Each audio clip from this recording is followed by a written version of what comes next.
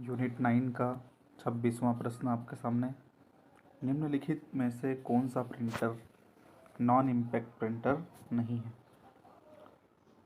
Dot matrix printer, thermal printer, laser printer और inkjet printer.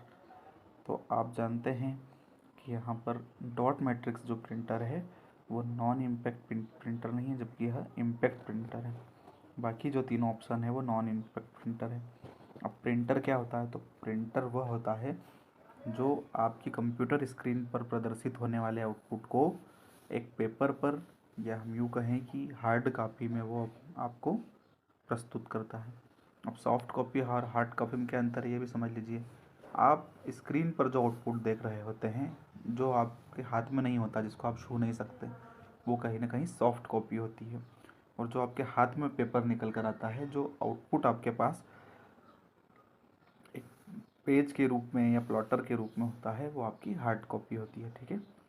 तो printer दो प्रकार के, इम्पैक्ट प्रिंटर और non impact printer. Impact printer कौन कौन से होते हैं? जैसे डॉट मैट्रिक्स हो गया, डेजी व्हील हो गया। और नॉन इम्पैक्ट प्रिंटर कौन कौन से हैं? थर्मल, लेज़र, इंकजेट, ये सब कौन कौन से हैं? नॉन इम्पैक्ट प्रिंटर है। ठीक है। अब एक प्रश्न आपसे खूब पूछा जाता है मेमोरी के साइज़ के ऊपर। कई बार ये प्रश्न इस रूप में होता है कि आप मेमोरी के बढ़ते क्रम में जमाइए, घटते क्रम में जमाइए, या अधिकतम मेमोरी साइज़ की इकाई कौन सी है। तो आप इनमें से ध्यान रखिए, योटा बाइट जो है वो अधिकतम मेमोरी की साइज़ है। ठीक है। मेमोरी की सबसे छोटी साइज़ होती है केबी, इससे बड़ा होता है एमबी, फिर होता है जीबी। ठीक है। जीबी के बाद होता है टीबी, टेराबाइट, फिर होता है पेटाबाइट, फिर होता है एक्साबाइट। एक एक्साबाइट को आप एक्स बी भी कहते हैं। ठीक है। फिर जेटाबाइट होता है, जेड बी जिसको बोलेंगे। ठीक है। और जेटाबाइट के बाद योटाबाइट होता है।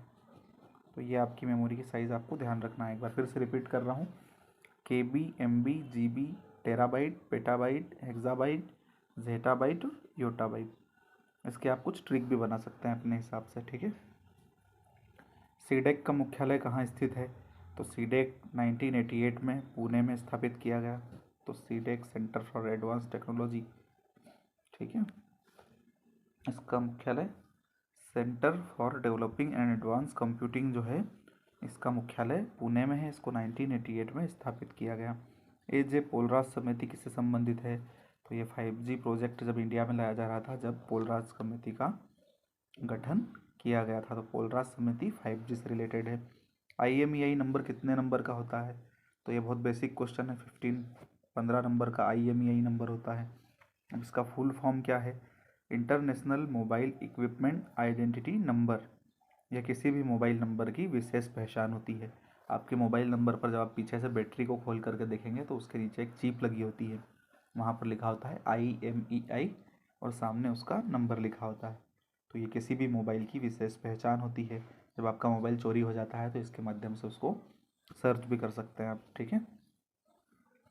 असत्य कथन की पहचान कीजिए। विंटन सर्फ को इंटरनेट का जनक माना जाता है, सही बात है। भारत में BSNL द्वारा इंटरनेट का प्रारंभ किया गया, तो ये गलत है, क्योंकि भारत में VSNL के द्वारा, विदेश संचार निगम लिमिटेड के द्वारा इंटरनेट की शुरुआत 15 अगस्त 1995 में की गई थी। ठीक है। तो VSNL द्वारा भारत में इंटरनेट की शुरुआत की गई, BSNL के द्वारा नहीं की गई। और HTML और WW का विकास किसके द्वारा किया गया? टिम बर्नर्स-ली के द्वारा किया गया। ठीक है। IPv6 के संदर्भ में निम्नलिखित कथनों पर विचार कीजिए। इसमें एड्रेस के लिए 64 बिट का यूज़ होता है, तो ये गलत है, क्योंकि IPv6 की अगर हम बात करें तो इसमें 128 बिट का यूज़ होता है।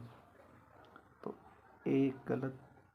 0 से 255 तक के अंकों के 4 समूह होते हैं, ये भी गलत है, क्योंकि इसमें हेक्साडेसिमल चलता है। तो दोनों इसमें क्या हो जाएंगे? असत्य हो जाएंगे। ठीक है। डोमेन नेम में अधिकतम, अब देखिए यहाँ पर IPv6 और IPv4 के बारे में बहुत आता है। IPv4 के बारे में आपको पूछ चुका है। IPv4 जो होता है वह 32 बिट पर चलता है, और IPv6 होता है 128 बिट पर चलता है। IPv का फुल फॉर्म क्या है? तो IPv का full form internet protocol version 6 होता है। ठीक है। डोमेन नेम में अधिकतम कितने कैरेक्टर हो सकते हैं? तो डोमेन नेम में अधिकतर 64 कैरेक्टर हो सकते हैं। ये सर्च इंजन नहीं है, तो पहले मून इसका सही उत्तर हो जाएगा। पहले मून जो है वो वेब ब्राउज़र है। आपको यहाँ पर ये भी याद रखना है, आप लिख भी सकते हैं यहाँ पर। सर्च इंजन में यांडेक्स, एक्साइट और गिव वाटर है। स्टारलिंक परियोजना किस कंपनी द्वारा शुरू की गई? तो काफ़ी फेमस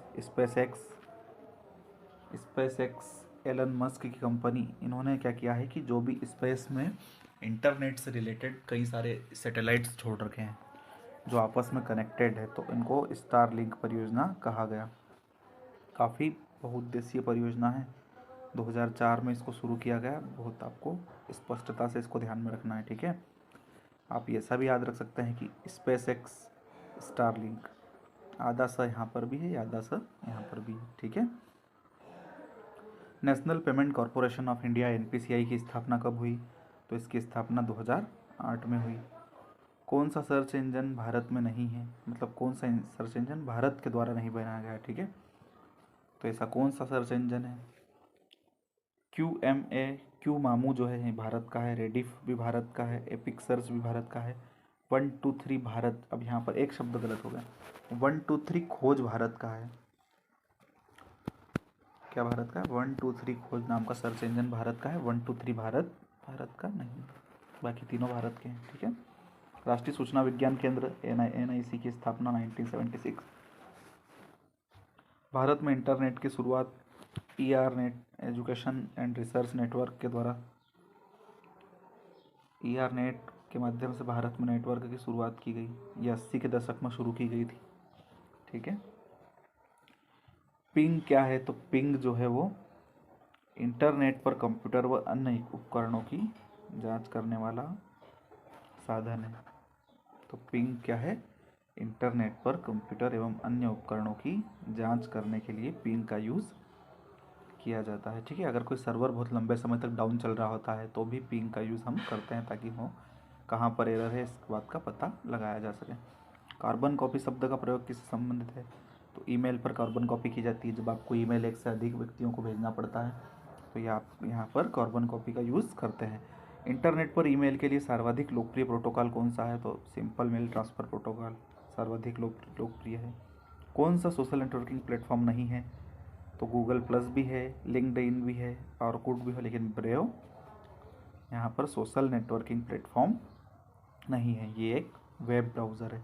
तो ब्रेव वेब ब्राउज़र ब्रेव, ऐसे भी आप ध्यान में रख सकते हैं, ब्रेव एक ब्राउज़र है। साबिर भाटिया का संबंध किस प्लेटफॉर्म से है? तो हॉटमेल साबिर भाटिया से संबंधित है। काफ़ी फेमस 1996 में साबिर भाटिया और जैक स्मिथ ने इसकी स्थापना की थी। इसका नया नाम आउटलुक भी है, ये भी याद रखना है आपको। निम्नलिखित में से कौन सा एक स्वदेशी माइक्रो ब्लॉगिंग प्लेटफॉर्म है? तो स्वदेशी माइक्रो ब्लॉगिंग प्लेटफॉर्म मतलब भारत का कौन सा है? तो कुवेब, ठीक है, बी इसका सही उत्तर होगा। सोशल नेटवर्किंग साइट्स का उनकी स्थापना के क्रम में बढ़ते हुए क्रम में विकल्प सत्य कौन सा है? तो यहाँ पर आपको पता होना चाहिए किसकी स्थापना कब हुई।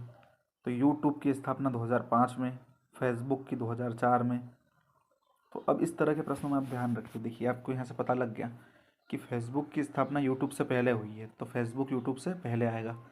तो पहला ऑप्शन तो गलत हो गया, क्योंकि यहाँ पर फेसबुक यूट्यूब फेसबुक से पहले है। यहाँ पर भी यूट्यूब फेसबुक से पहले है, ये भी गलत हो गया। यहाँ पर भी यूट्यूब फेसबुक के आगे है और यहाँ पर भी आगे है। अब देखिए सी या डी में फिर आपको पता करना पड़ेगा। अब ट्विटर की स्थापना कब की गई? तो ट्विटर की स्थापना 2006 में की गई, तो ये दोनों के बाद में आएगा। फेसबुक, यूट्यूब और ट्विटर दोनों ऑप्शन में। अब लिंक्डइन फेसबुक से पहले आया या बाद में आया, आपको यह ध्यान रखना है। तो लिंक्डइन जो है वो 2002 में आया, इसलिए लिंक्डइन सबसे पहले आएगा। तो आपका उत्तर डी सही हो जाएगा, ठीक है।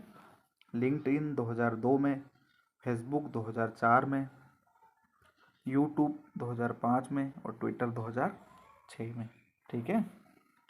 सिग्नल ऐप के संस्थापक कौन है? सिग्नल ऐप के संस्थापक जो थे वो ब्रायन एक्टन थे, तो इसका बी उत्तर सही होगा, ठीक है।